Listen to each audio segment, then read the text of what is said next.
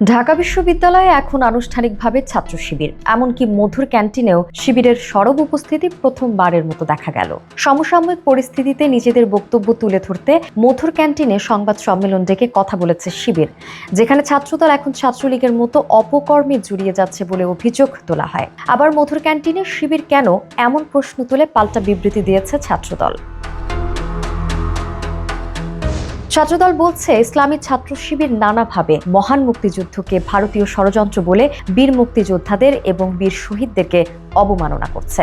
মধুর ক্যান্টিনে ছাত্র শিবিরের উপস্থিতি মহান মুক্তিযুদ্ধের ইতিহাসকে কলঙ্কিত করবে।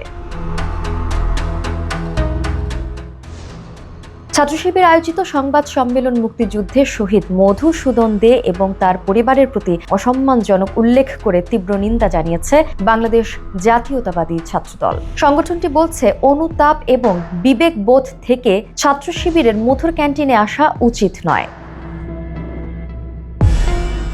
অন্যদিকে মধুর ক্যান্টিনে সংবাদ সম্মেলন থেকে ছাত্র শিবির জানায়, ছাত্র শিবির সহ অন্যান্য ছাত্র সংগঠনকে অন্যায়ভাবে দমনের চেষ্টা করছে ছাত্রদল।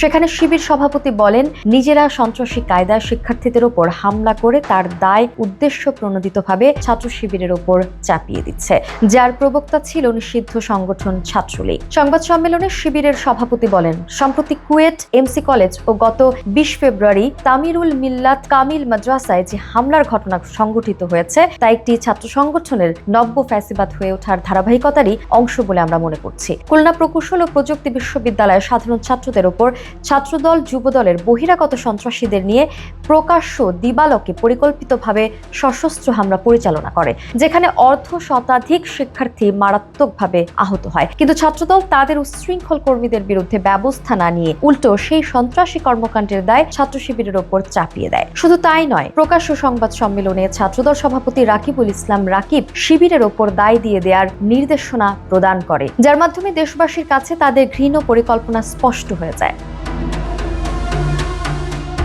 5 আগস্টের গণ অভ্যুত্থানের পর ছাত্র শিবির প্রথমবারের মতো ঢাকা বিশ্ববিদ্যালয়ে তাদের উপস্থিতি জানান দেয়া হয় প্রকাশ্য কমিটি, যেখান থেকেই জানা যায় শেখ হাসিনা সরকারের পতনে অন্যতম ভূমিকায় ছিল শিবিরের নেতারা। সমন্বয়কদের কয়েকজন শিবিরের উচ্চ পর্যায়ের নেতা বলে প্রকাশ পায়। এরপর ঢাকা বিশ্ববিদ্যালয় সহ বিভিন্ন বিশ্ববিদ্যালয়ে আনুষ্ঠানিক আত্মপ্রকাশ করে শিবিরের কমিটি। ছাত্রলীগের কাছে চিরচেনা সেই মধুর ক্যান্টিন এখন শিবিরের পূর্ব ঘোষিত সংবাদ সম্মেলনের স্থান হিসেবে উঠে এলো। এটা নিয়েও আবার নতুন করে বাকযুদ্ধে জড়িয়ে পড়ছে শিবির ছাত্রদল।